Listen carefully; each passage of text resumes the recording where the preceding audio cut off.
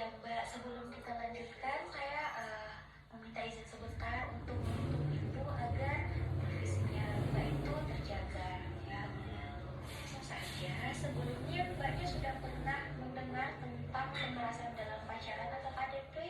Iya, iya bidan pernah, tapi saya masih kurang paham bidan.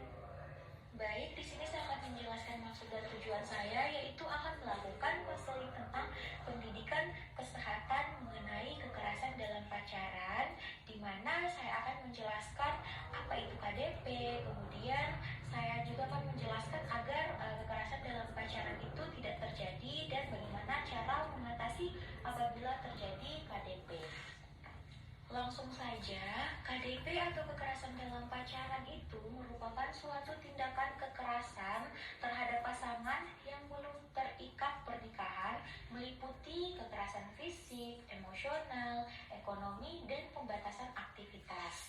Di mana bentuk-bentuk dari kekerasan dalam pacaran atau KDP itu terbagi menjadi 5. Yang pertama ada kekerasan fisik seperti memukul, menampar, menendang, mendorong, mencengkram dengan keras pada tubuh pasangan, dan serangkaian tindakan fisik yang lain. Kemudian yang kedua juga ada kekerasan emosional atau psikologis seperti mengancam, memanggil dengan sebutan yang mempermalukan pasangan, menjelek-jelekan, dan lain sebagainya. Yang ketiga kekerasan ekonomi seperti meminta pasangan untuk mencukupi segala keperluan hidupnya atau menguras harta pasangannya. Dan yang keempat, ada kekerasan seksual seperti memeluk, mencium, meraba, bahkan hingga memaksa untuk melakukan hubungan seksual di bawah ancaman. Dan yang terakhir ada kekerasan pembatasan aktivitas oleh pasangan, di mana pasangannya itu bisa terlalu posesif, terlalu mengekang, sering curiga, mengatur apapun yang dilakukan, mudah marah, dan suka mengancam. Adapun faktor-faktor yang menyebabkan kekerasan dalam pacaran atau KDP yaitu bisa dari tingkat pendidikan yang rendah, pemahaman patriarki, kebiasaan memakai narkoba, sifat temperamental, dan tayangan media massa. Penyebab dari KDP atau kekerasan dalam pacaran itu terus terjadi bisa disebabkan karena korban itu cenderung lemah, kemudian kurang percaya diri, sangat mencintai pasangan, dan selalu memaafkan serta memaklumi pasangannya. Ya, sehingga bisa menyebabkan dampak, yaitu bisa berupa dampak fisik yang berupa memar, patah tulang, dan cacat permanen, dampak psikologis yaitu sakit hati, jatuhnya harga diri, rasa malu, merasa hina, menyalahkan diri sendiri, ketakutan akan bayang-bayangan kekerasan, bingung, cemas, tidak percaya diri, dan orang lain, kemudian merasa bersalah, depresi, dan ingin bunuh diri.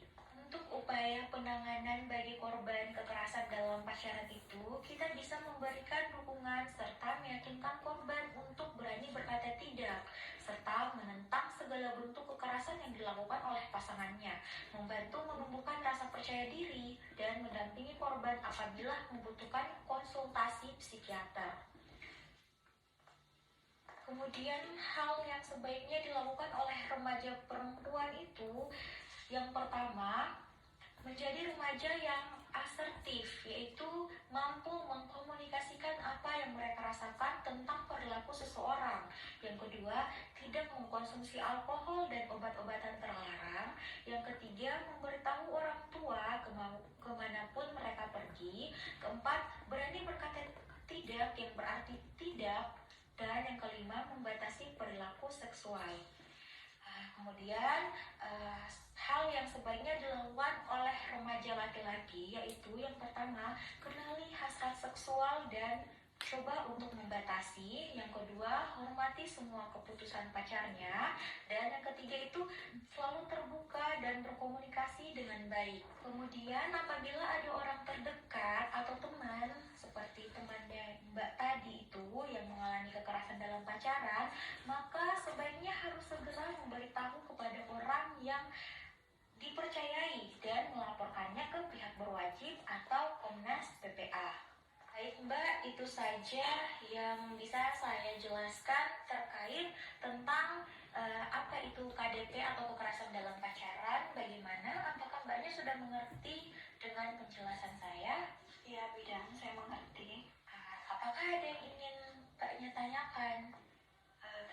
kasih Bidan atas penjelasannya. Sudah cukup jelas dan saya sudah paham atas penjelasannya Bidan. Iya Mbak, baik jika Mbaknya sudah paham dan tidak ada yang ingin ditanyakan, maka selanjutnya saya akan melakukan dokumentasi mengenai tindak